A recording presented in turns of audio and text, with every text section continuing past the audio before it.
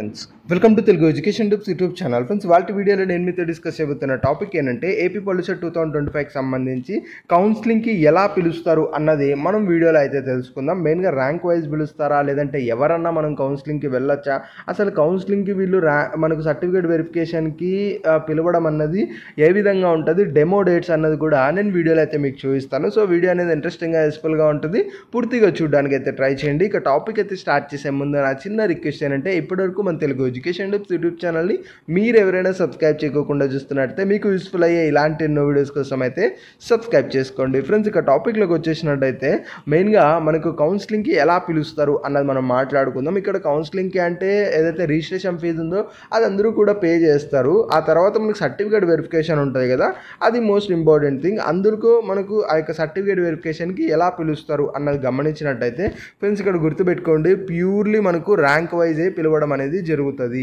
ఇక్కడ ఎవరైనా ఎప్పుడైనా వెళ్ళడానికి ఛాన్స్ అనేది ఉండదు. ఎందుకు ర్యాంక్ వైజ్ పిలుస్తారా అన్నది మనం ఒకసారి బ్రీఫ్గా మాట్లాడుకొని తర్వాత డెమో డేట్స్ ఎలా ఉంటాయి అన్నది గమనిద్దాం. ఫ్రెండ్స్ ఇక్కడ ఎందుకు ర్యాంక్ వైజ్ పిలుస్తారా అంటే ఇప్పుడు మనకు పాలిసెట్ క్వాలిఫై అయిన వాళ్ళు దాదాపు 1 lakh స్టూడెంట్స్ మనకైతే ఉన్నారు. ఇప్పుడు 1 lakh students at a time ఏదైతే ఓవరాల్గా పాలిసెట్ 50 ఏదైతే హెచ్ఎల్సి సెంటర్స్ ఉన్నాయో అక్కడికి వెళ్ళిపోయారనుకోండి, అసలు ఎంత క్రౌడ్ అవుతుంది, అసలు అంతమందిని మేనేజ్ చేయగలుగుతారా, అట్ ద సేమ్ టైం ఒక్క రోజులో అన్ని వెరిఫికేషన్ జరుగుతాయా అంటే ఖచ్చితంగా జరగవు. సో అలాంటప్పుడు వీళ్ళు చేయాల్సింది ఏంటి, ఏదైతే ర్యాంక్స్ ఉన్నాయో ర్యాంక్స్ వైజ్ సో ర్యాంక్ ఉన్న వాళ్ళు ఈ డేట్న కౌన్సిలింగ్కి రండి, సో ఏంటి సో ర్యాంక్ ఉన్న వాళ్ళు ఈ డేట్న కౌన్సిలింగ్కి రండి అని చెప్పేసి వాళ్ళు ర్యాంక్ వైజ్ అలా స్ప్లిట్ చేసేసి మనకు ఇన్వైట్ చేయడం అయితే జరుగుతుంది. సో అలా ర్యాంక్ వైజ్ వాళ్ళు ఇన్వైట్ చేయడం జరుగుతుంది. ఎందుకు అంటే ఈ క్రౌడ్ని తగ్గించడానికి, at the same time one డేలో ఇన్ని వెరిఫికేషన్స్ అయితే అయిపోవు కదా, సో ఇలా క్రౌడ్ని తగ్గించడానికి అయితే మనకు ర్యాంక్ వైజ్ అయితే పిలుస్తారు.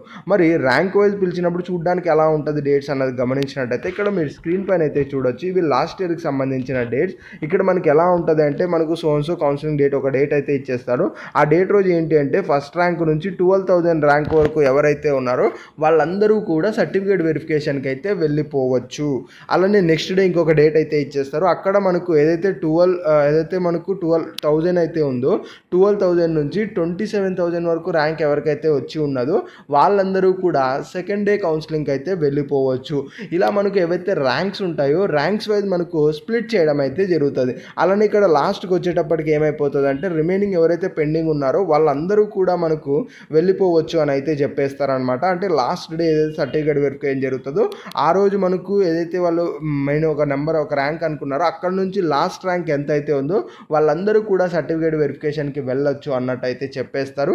సో ఓవరాల్గా డేట్స్ అయితే ఈ విధంగా అయితే ఉంటాయి. మనకు కౌన్సిలింగ్ డేట్స్ వచ్చినా కూడా అందులో కూడా ఏ రోజు ఎవరు వెళ్ళాలి, ఏ ర్యాంక్ ఉన్న వాళ్ళు సర్టిఫికేట్ వెరిఫికేషన్కి వెళ్ళాలి అన్నది ఈ విధంగానే స్ప్లిట్ అయితే చేసి ఉంటారు. అందుకే చెప్పాం పాలిసెట్ కౌన్సిలింగ్ అనేది మనకు nearly 12 days are 10 to 12 days అయితే జరుగుతుంది. ఎందుకంటే ఇన్ని డేస్లోనే మనకు సర్టిఫికేట్ వెరిఫికేషన్ అయితే ఉంటుంది. దీంతోపాటు వెబ్ ఆప్షన్స్ ఉంటాయి.